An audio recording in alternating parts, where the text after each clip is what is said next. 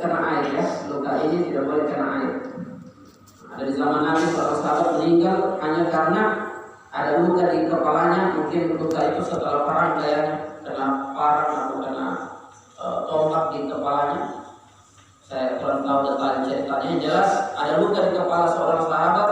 Kemudian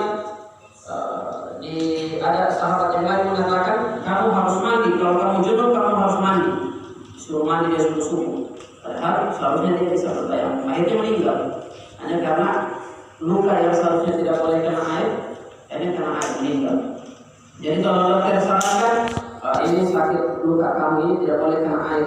Sementara luka itu di bagian anggota wudu, entah di wajah atau di kaki, di tangan, di bagian anggota wudu, maka tayamum saja, tidak usah berwudu. Gitu.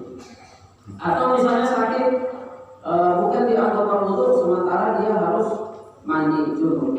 Itu sudah tidak perlu mandi junub, tayamum saja. Atau misalnya sakit secara air, apa yang dibilang dokter tidak boleh kena air, tayamum.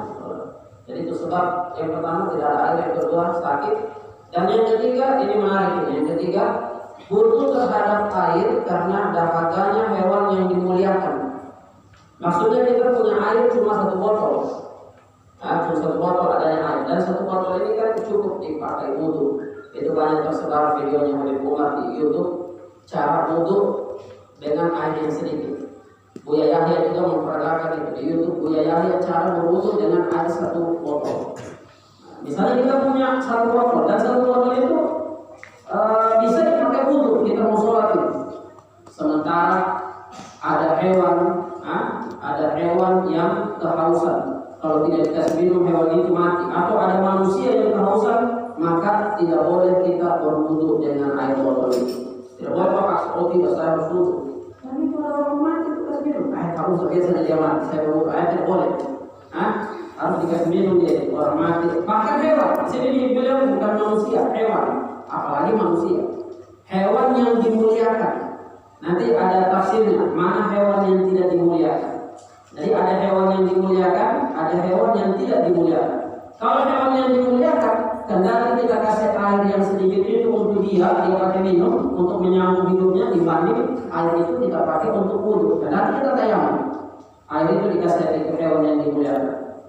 Adapun kalau hewan yang tidak dimuliakan, nanti dijelaskan. Ada 6 itu hewan yang tidak dimuliakan. Adapun hewan yang tidak dimuliakan, ketika air cuma sedikit, kita mendingan wudu dengan air itu. Biasanya itu hewan yang tidak dimuliakan itu mati, dibandingkan kita kasih air dia. Siapa saja itu hewan yang tidak dimuliakan. Namun di sini perlu saya beritahu, di sini kita pakai hati nurani pada saat itu. Kita air cuma satu botol misalnya ya. Sementara kita mau wudu, ada hewan yang tidak dimuliakan, ada hewan yang tidak dimuliakan kehausan. Kalau tidak dikasih minum mati, kita di sini pakai hati. Meskipun secara ilmu fikih, secara syariat dia ini hewan yang tidak dimuliakan, tapi kita kondisional pada saat itu kondisi kita dari hati kita kasihan, meskipun dia tidak dimuliakan. Di situ dari pakai hatinya kita lagi. Cuma dari syariat dari Allah bahwa boleh dia dibunuh, boleh dia mati saja, boleh air itu kendati kita wudu, jangan tayamum, kita wudu untuk sholat, kendati hewan yang dimuliakan itu mati. Itu boleh. Cuma di situ kembali lagi ke hati kita. Kalau kita mau pulang boleh juga. Kendali kita wudu tayamum. Siapa saja itu hewan yang tidak dimuliakan? Allah bilang hewan yang tidak dimuliakan. Yang pertama, tarikus sholat. Orang yang meninggalkan sholat. Di sini manusia orang yang tidak sembahyang, manusia tidak sembahyang disebutkan di dalam ilmu fikih hewan yang tidak dimuliakan. Ini disebutkan hewan. Memang al-insan hewan munafik. Manusia ini sejatinya adalah hewan yang dapat berbicara. Kita semua ini hewan. Siapa yang manusia itu? Manusia itu kalau orang tasawuf bilang, manusia itu adalah orang yang apabila dia bersalah kepada orang lain, maka dia ambil, meskipun salahnya sedikit, dia anggap salahnya itu besar sekali sehingga dia wajib minta maaf. Tidak tenang hatinya kalau tidak minta maaf, padahal kesalahannya hanya sedikit kepada orang lain. Dia harus minta maaf. Ini manusia. Selain itu kita hewan semua kita. Kemudian yang kedua dikatakan para ulama sufi, Kebaikannya kepada orang lain meskipun besar dianggap hanya sedikit dan sehingga dia tidak perlu cari muka. Harus disebut. Jangan sebut nama aku hamba Allah yang saya bersedekah itu, sebut nama saya. Jangan sebut nama aku hamba Allah. Nah ini orang yang ini bukan manusia. Itu maksud saya bukan manusia secara ilmu tasawuf. Itu mereka bukan manusia. Nah manusia itu siapa itu? Orang yang ketika dia berbuat baik, kebaikan yang besar, dia anggap itu kebaikan yang kecil sehingga tidak perlu ada ucapan terima kasih, tidak perlu ada harapan pengembalian, tidak perlu ada harapan balasan. Yang ketiga, kesalahan orang kepada dia yang besar, orang punya salah besar, dia difitnah apa segala macam, itu dia anggap kesalahan kecil sehingga dia harus maafkan. Dia maafkan kesalahan orang. Nah ini manusia. Oh masalah orang dia fitnah kalau dia fitnah kalau di Facebook begini. Alhamdulillah. Terima kasih saya maafkan dia. Itu saya anggap kecil saja. Nah itu manusia. Kalau belum mampu gitu, minta maaf kita belum kita manusia, belum sejatinya manusia, masih hewan. Dan yang keempat adalah kebaikan orang kepada dia meskipun sedikit dia anggap besar sekali sehingga dia wajib untuk berterima kasih. Terima kasih banyak. Ente bantu saya. Meskipun hanya 5.000 tapi ini bermanfaat sekali. Terima kasih banyak. Coba kalau kita pergi sama ulama itu ulama yang warok, kita biar hanya kasih hadiah dia cuma 1 botol begini, itu pasti itu ulama itu. Terima kasih banyak, masya Allah, dari mana kamu syakaran papamu. Dia doakan semua, dia doakan dengan orang tuanya. Nah itu ulama. Subhanallah. Nah, dan kalau ingin betul-betul menjadi manusia yang sempurna, jangan pernah menyakiti hati orang lain. Jadi sejatinya kita semua ini hewan, termasuk saya. Ini semua hewan. Belum mampu kita untuk seperti itu. Nah, cuma ada hewan yang tidak dimuliakan. Siapa itu? Orang yang meninggalkan sholat. Dalam ilmu fikih ini yang Allah taruh nomor 1. Para ulama taruh ini nomor 1. Orang yang meninggalkan sholat. Di sini orang yang tidak sembahyang, tidak pernah sembahyang. Ada air 1 botol. Apakah kita harus tayamum atau wudhu dengan air 1 botol itu? Boleh, tidak usah dikasih minum biasa saja mandi. Cuma pada saat itu kita kondisional, kita lihat kalau manusia juga meskipun dia tidak dimuliakan. Nah itu kebaikan. Tapi secara syariat kita tahu ilmunya, boleh dia tidak dikasih air. Nanti kita pakai air itu untuk berwudu. Gitu. Kemudian yang kedua, hewan yang tidak dimuliakan yang kedua, pezina. Zalim muhsan, pezina yang sudah terbentengi. Maksudnya yang sudah terbentengi sudah menikah. Dia sudah menikah, seorang istri, sudah ada suaminya, seorang suami, seorang istrinya, tapi masih ingin berzina, hubungan gelap atau pergi sama pelacur. Maka ini hewan yang tidak dimuliakan. Secara ilmu fikih boleh dia tidak dikasih air ketika dia haus, karena tidak mati, karena air 1 botol itu kita pakai untuk wudu. Seandainya air tidak ada, hanya 1 botol itu air. Kemudian yang ketiga orang yang murtad. Ini juga hewan yang tidak dimuliakan ini, manusia di sini ya. Hewan murtad, manusia yang murtad. Ini dianggap hewan, sudah tidak dimuliakan. Yang keempat kafir harbi. Murtad itu orang Islam tidak Islam lagi, masuk ke Islam kan. Pokoknya keluar dari Islam.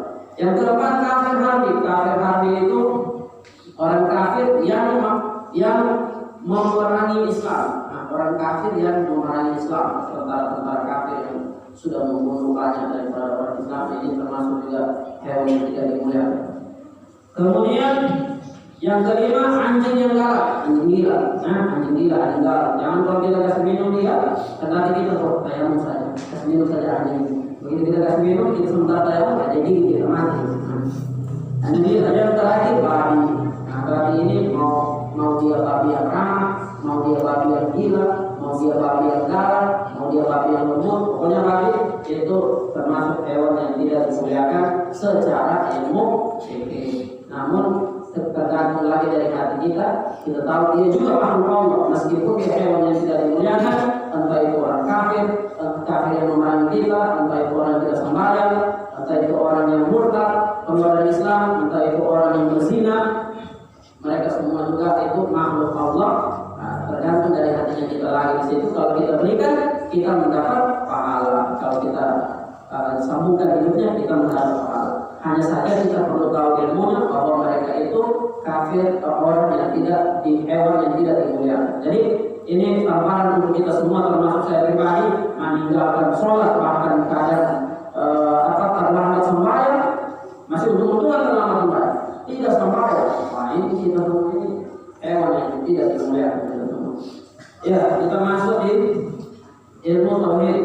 Masuk di ilmu tauhid. Sholat di dalam sholat 10 menit insyaallah. Tentang barakah, ya orang kayak bilang barakah. Nah, itu maksudnya keberkahan. Waja'alani mubarakan aina ma kuntu. Salam kita kembali kepada dari Al-Qur'an, ucapannya Nabi Isa alaihissalam ketika dia masih bayi, dia bicara, Allah jadikan saya berkah dimanapun saya berada. Mubarakan aina berkah, dimanapun saya berada berkah. Sehingga bahkan tempat dilahirkannya dia berkah. Dia pegang orang sakit sembuh, berkah. Ini namanya berkah. Berkah itu ziyadatul khair, bertambahnya kebaikan di situ. Itu berkah. Ayat yang kedua, ada anak-anak yang rajin salawat di zamannya Hasan al-Basri kalau tidak salah. Anak-anak yang rajin salawat, anak perempuan rajin salawat di dalam rumah. Tiba-tiba pada saat itu musim kemarau, habis semua air. Didengar ada satu sumur yang masih ada airnya. Maka kesana semua para ulama untuk melihat sumur itu, apakah betul masih ada. Ulama semua berdoa di situ, berdoa semua ulama di situ untuk minta sama Allah supaya sumur itu ada ulang airnya. Tapi semua ulama pada saat itu berkumpul tidak ada, tetap ada, harus berdoa, tidak ada. Maka ternyata di samping sumur itu ada jendela, ada anak perempuan di situ yang rajin salawat, dia berjepit dari jendela. Habis itu dia tanya, om, ulama semua itu, om, kenapa? Kami berdoa ini nak berdoa, tiada air ini nak kita berdoa supaya sumur ini ada. Awas itu, buka jalan. Baru dia di dalam sumur. Begitu baru dia keluar. Tentulah anak sekecil itu tentulah ada barakah, ada keberkahan, ada keberkahan sama anak itu. Tidak mungkin anak sekecil itu dengan sendirinya buka jalan. Awas sudah mau lewat. Mungkin pasti ada ilham dari Allah. Pasti ada ilham dari Allah. Allah bilang dalam Al-Quran, rahmatullahi wa barakatuhu alaikum ahlal bait. Rahmatullah, kasih sayang Allah, wabarakatuh, keberkahan Allah untuk kalian wahai ahli bait, wahai cucu-cucu Nabi Muhammad. Ini para habaib itu barakah. Para habaib itu berkah mereka. Ini kemudian guru tua itu termasuk habibnya cucu Nabi. Guru tua waktu dipulangi saya punya nenek. Pada saat itu masih kecil. Pada saat itu masih kecil ada pesta nikah. Saya punya nenek dia sendiri guru tua. Satu rumah untuk rumah panggung. Begitu naik satu kakinya di tangga, langsung gemetar begitu, dan tidak terbangun, gemetar. Naik lagi kaki yang kedua di tangga itu gemetar lagi. Sampai 3 kali gemetar, nanti dia bilang belum tua, kasih keluar itu sabuer di dapur, kasih keluar. Sabuer yang fermentasi menjadi minuman keras, kasih keluar. Begitu dikasih keluar, baru tidak bergetar itu. Ini namanya barakah. Dimanapun pada berada, guru tua pernah hidupkan santrinya yang sudah mati. Ini bukan cerita dongeng. Bukan cerita doang ini cerita nyata dan saksi matanya masih banyak hidup sampai sekarang. Hanya dipegang begini saja. Ya waladikum, anakku, bangun, dipukul pakai subang. Tiba-tiba dia bangun. Bagaimana? Apa yang terjadi? Saya selalu sudah mati. Dipukul. Berkah, dimanapun mereka berada, kalau dalam berkah itu barakah. Berkah. Gunung, Nabi Muhammad bilang kepada gunung Uhud, inna hadza uhudan. Nabi Muhammad tunjuk begini gunung itu. Ini Uhud. Gunung tua sana berkah. Nabi Isa berkah, semua Nabi berkah. Bagaimana dengan Nabi Muhammad? Keberkahannya Nabi Muhammad tinggi sekali keberkahan. Sampai Nabi Muhammad tunjuk gunung Uhud. Inna hadza uhudan. Ini gunung ini Uhud. Jalan Nabi kasih jelas. Sebuah gunung yuhibbuna yang mencintai saya. Wa yuhibbu dan saya cintai. Seolah-olah benda yang mati ini hidup. Memang dalam Al-Quran segala sesuatu bertasbih kecuali kamu tidak tahu cara mereka bertasbih. Ya. Ini sebuah gunung yang mencintai saya dan saya cintai. Berarti benda mati di hadapan para aulia, para nabi itu semua bertasbih.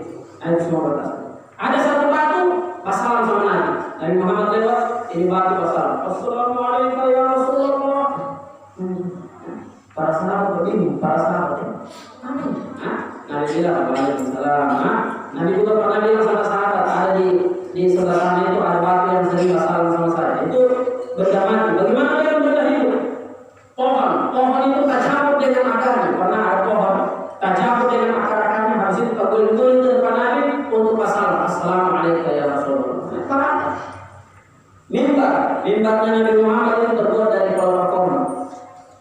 Mimbarnya Nabi Muhammad. Suatu ketika ada sahabat yang tukang mebel, tukang pengrajin kayu, dia bikin mimbar yang bagus sekali. Kalau dia di hari Jumat dia datang sama Nabi senang, ya Rasulullah sudah jadi mimbar saya ini. Apa yang bawa ke masjid? Dibawa ke masjid itu mimbar. Akhirnya mimbarnya Nabi yang sudah kasihan, yang sudah bosan-bosan, dikasih pindah di luar masjid. Diganti dengan mimbar baru. Begitu satu kaki Nabi Muhammad injak itu mimbar, terdengar suara tangisan bayi. Terdengar suara tangisan bayi dari luar masjid. Para sahabat bingung karena kalau hari Jumat itu kan sholat Jumat hening, tidak ada suara. Jadi kedengaran sekali suara itu. Nanti Nabi Muhammad naikkan lagi kakinya di tangga mimbar yang kedua, tambah keras lagi tangisan. Ya, naik lagi di tangga yang ketiga, tambah keras lagi. Nanti Nabi bilang, dan ambil mimbar di sana. Suci menangis. Mimbar yang kedua itu menangis. Ini benda yang mati. Bagaimana dengan hewan Nabi? Ontanya Nabi begitu Nabi mati, Nabi meninggal, ontanya Nabi marah, sudah mau makan. Sudah mau makan. Dikasih minum, sudah mau minum. Para sahabat kasihan, bagaimana ini ontanya Nabi, kita merawat, sudah mau makan, dia mau minum. Akhirnya dia ontak, pergi ke sumur, habis itu mau bunuh diri, mati dan saya, Nabi Muhammad. Itu heran. Bagaimana dengan manusia? Jadi jangan heran mendengar kisah Sayyidina Umar bilang, siapa yang bilang Nabi mati, saya potong lehernya. Ini jangan heran. Karena memang mereka cinta mereka. Nah inilah namanya barakah. Sedikit lagi insya Allah 5 menit. Di Jepang itu ada penelitian air kemasan begini saya minum. Diganti ini yang ada tulisannya. Misalnya kalau kita ini kan gula mineral, ya kan? Dicabut. Ada satu dosen dia pasang di kertas, dia tulis di kertas air ini adalah air obat. Air ini adalah air obat. Habis itu dia tempel di botol, berarti pakai isolasi, jika pakai isolasi. Habis itu dilihatlah air itu bentuknya dilihat pakai alat canggih gitu, alat canggih dilihat, semua mahasiswa itu lihat partikel-partikelnya itu semuanya menyatu. Sehingga dengan ilmunya mereka bilang tidak ada orang yang minum air itu kecuali akan sembuh penyakit, meskipun itu penyakit apa. Itu hanya sebuah tulisan saja. Ini air obat, ditulis ditempel di botol itu. Habis itu diganti, ada lagi tulisan ini air racun. Diganti tadi tulisan itu, dicabut dalam isolasinya, ditempel di botol, baru diikat. Begitu dilihat, partikel-partikel tadi yang menyatu berpecah belah menjadi sebuah racun, sehingga dengan ilmu mereka mengatakan tidak ada orang yang minum air di botol itu kecuali tertambah penyakit. Padahal hanya sebuah tulisan. Bagaimana dengan kita manusia? Ini 60% air di dalam tubuh kita ini. Darah. Kalau kita mengucapkan hal yang baik, tiba-tiba jadi kuat kita. Tapi kalau kita selalu mengucapkan hal yang buruk, berbohong itu tanpa kita rasa badan kita menjadi lemah. Begitu juga kita punya telur. Ketika balabe itu ada telur, ada pulut. Ketika menit digantung-gantung telur, ada makanan disiapkan di situ. Untuk apa? Karena makanan ini hidup. Makanan ini mendengar. Tadi sudah dijelaskan bagaimana sebuah gunung itu semua bertasbih. Begitu juga makanan. Bahkan dikatakan kalau seandainya orang mendengar apa yang diucapkan ini makanan, pasti mereka mendengar makanan bilang begini, keselawat dulu sebelum makan saya. Jadi ketika majelis begini dibacakan nama Allah, dibacakan pujian kepada Allah, doa kepada Allah, istighfar, zikir kepada Allah, dibacakan salawat, dibacakan Al-Quran dalam sebuah majelis, kemudian ada makanan di tengah-tengahnya, sudah bisa dipastikan makanan itu berkah. Itu sudah bisa dipastikan berkah. Makanya kalau maulid itu saya agak sedikit kurang setuju kalau panitia bilang anak-anak jangan berperang pas pasti berperang pas, tidak mungkin tidak pasti berperang, pada akhirnya pasti berperang pas. Padahal kalau dipikir berapa sih itu telur bisa dibeli sendiri, bisa dibeli mereka rebus di rumahnya mereka masing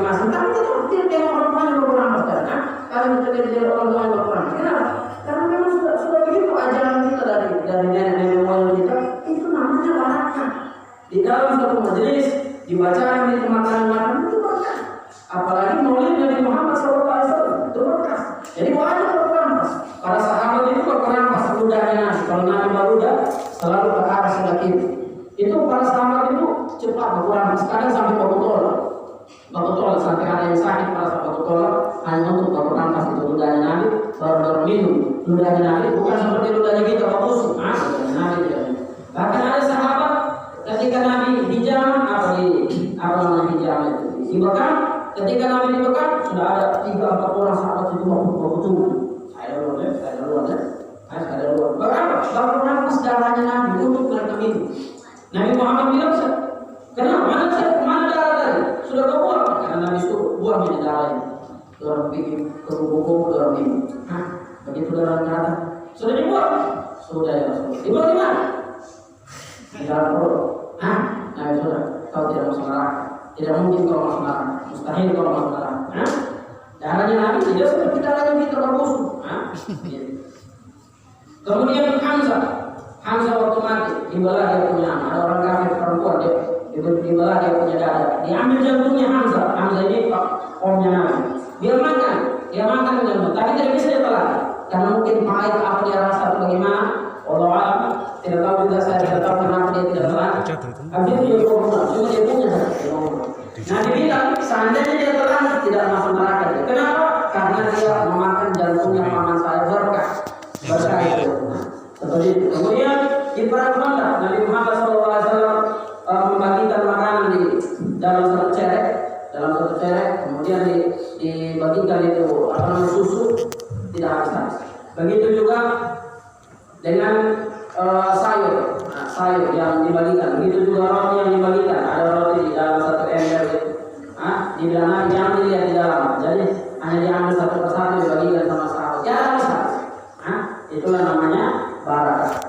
Ya, sedikit lagi 2 menit ya. Masalah syirik lagi, perbedaan barakah dengan syirik.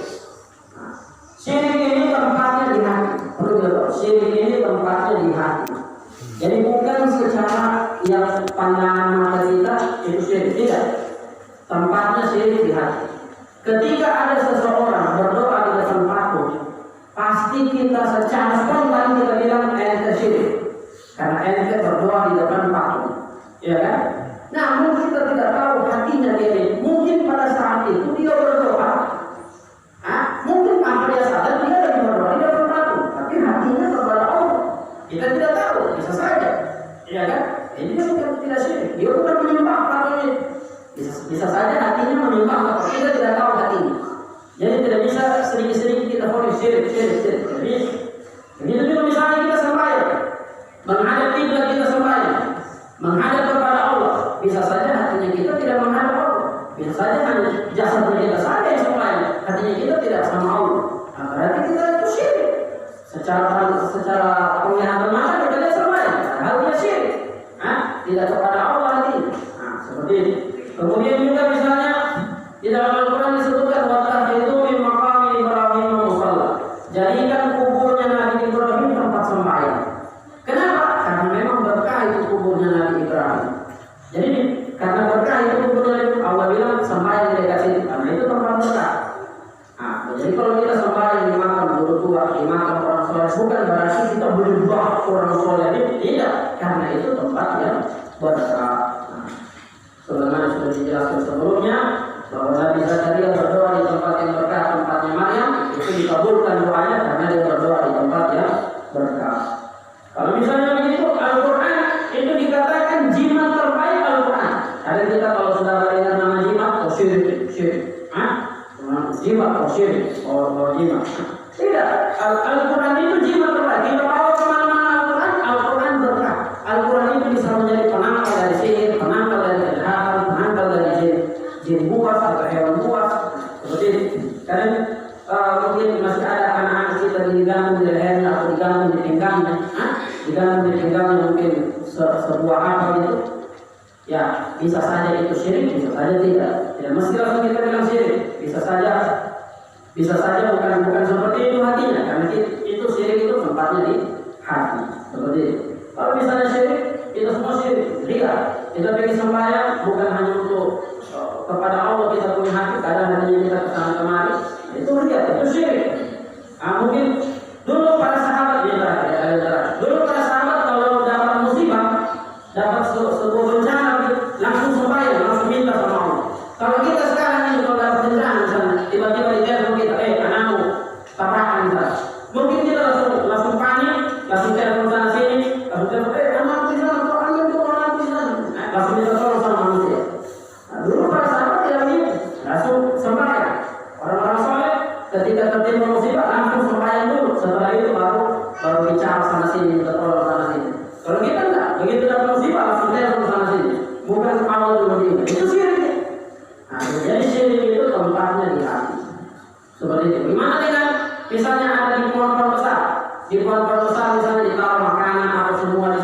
Ya tergantung orang yang simpan makanan di situ.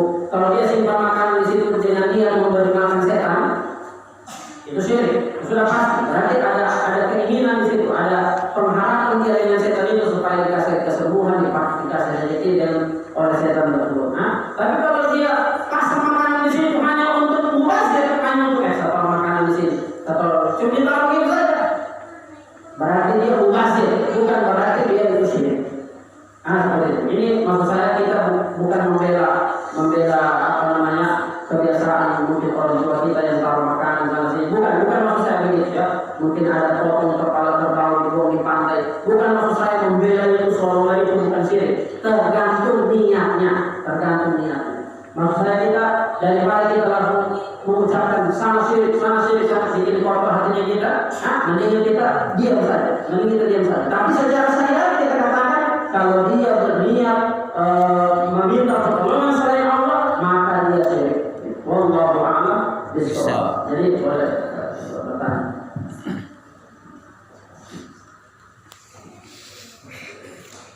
Iya.